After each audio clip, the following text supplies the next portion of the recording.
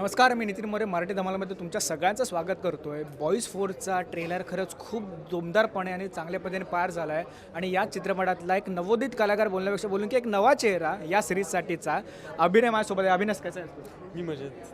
अभिनय काय सांगशील, किती एक्साइटमेंट, ट्रेलर आउट झाला आणि 20 तारखेला प्रेक्षकांच्या भेटीला येणारा चित्रपट, काय सांगशील सगळं? खूप उत्सुक आहे मी, कारण बॉईज या फ्रँचायझीला लोकांचं खूप प्रेम मिळालेलं आहे. त्यामुळे आता पुढे या तुमच्या आवडत्या कॅरेक्टरसोबत काय घडतं हे बघायला तुम्हाला खूप मजा येणार आहे. आणि नवीन कॅरेक्टर्स याच्यामध्ये इंट्रोड्यूस होत आहेत. गौऱ्याचं, बनेचं, माझं, जुईचं, ऋतुजाचं, असं सगळ्यांनी काय धमाल केली. आम्ही काय छान छान गाणी असणार आहेत सिनेमा, ते बघायला पण तुम्हाला मजा येईलच.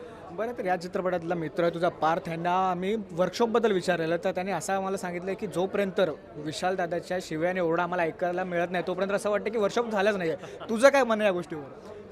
बरोबर आहे, पण यावेळेला त्यांना खूप कमी पडलेत शिव्या. आम्हाला पण कमीच पडलेत म्हणा, कारण सगळे सॉर्टेड होते, पॉझिटिव्हिटी खूप होती. तर त्यामुळे तो शिवाय देण्याचं कारण म्हणजे तो काय मुद्दामून देत नाही, ते काय राग आला तरच. बट आम्ही काय चुकलो वगैरे तरच, असे सहसा पडत नाही त्यात. पण ते वर्कशॉप खूप महत्त्वाचं असतं, कारण ते 10-15 दिवस आम्ही जी तिथे मेहनत करतो ती पुढे जेव्हा आम्ही शूटला जाऊ तेव्हा आम्हाला ती मेहनत कामी येते. तेव्हा सगळं स्मूथली होत जातं. तेव्हा मग तिकडे तुम्हाला डोकं लढवायला लागत नाही, कारण आधीच तुम्ही एवढं डोकं लढवलेलं असतं, त्या प्रोसेसचा एवढ्या डीपमध्ये जाऊन विचार केलेला असतो. त्यामुळे तिकडे गेल्यावर तुमचं काम सगळं सोपं झालेलं असतं, तुम्हाला फार नाही हे करावं लागतं. बरं, या चित्रपटामध्ये जुईनी सुद्धा काम केलं, नताशाची भूमिका निभावते. बरं, जुईने आम्हाला असं सांगितलं की तिकडे लंडनला अभिनय आमचा गाईड होता, टूर गाईड होता. आहे मान्य आहे आणि काय सगळं जमून घेतलं? मी आधी गेलो आहे तिकडे.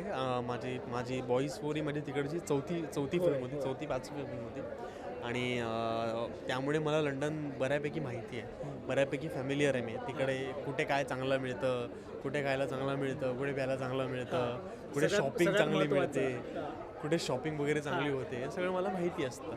कुठे ते टुरिस्ट स्पॉट्स कुठे आहेत, तिकडे कसं जायचं वगैरे. तर हे सगळं मला त्या लोकांना जबाबदारी माझ्यावरती होती, कारण पारचा विजा आलेला नव्हता.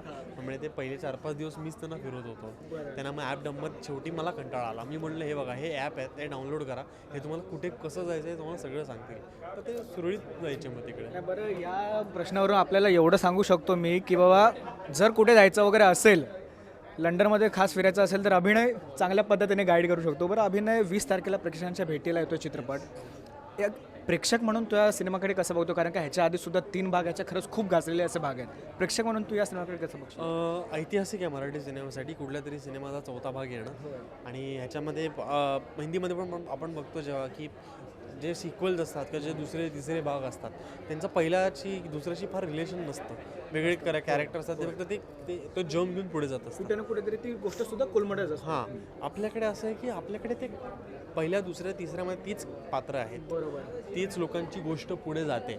तर चौथ्या गोष्टीपर्यंत ते कुठेतरी वेगवेगळे पोचलेले आहेत, वेगळ्या देशात पोचलेले आहेत. त्यामुळे ते तिकडे जाऊन काय धमाल करणार, काय मजा करणार, हे जाणून घेण्यासाठी, लोकांचा हा प्रतिसाद जाणून घेण्यासाठी मी उत्सुक आहे. जाता तर प्रेक्षकांना काय सांगशील की काय नवीन आणि खुमासदार असं या सिरीजमधून प्रेक्षकांना बघायला मिळेल? नवीन आणि खुमासदार आम्ही आहोत, मी आहे, माझे सगळे सहकलाकार, हे आम्ही सगळे नवीन आणि खुमासदार आहोत. त्याबरोबर गोष्टीमध्ये पण काहीतरी नवीन आणि वेगळे पण आहे. त्यामुळे ते बघण्यासाठी नक्की आवर्जून जा 20 ऑक्टोबरला तुमच्या जवळच्या चित्रपटगृहात बॉईज 4 बघायला. धन्यवाद. खरंच खूप भारी वाटत असतो गप्पा मारून. प्रमोशन दरम्यान आपण पुढे सुद्धा भेटत राहू. तोपर्यंत all the very best. Thank you very much. Thank you.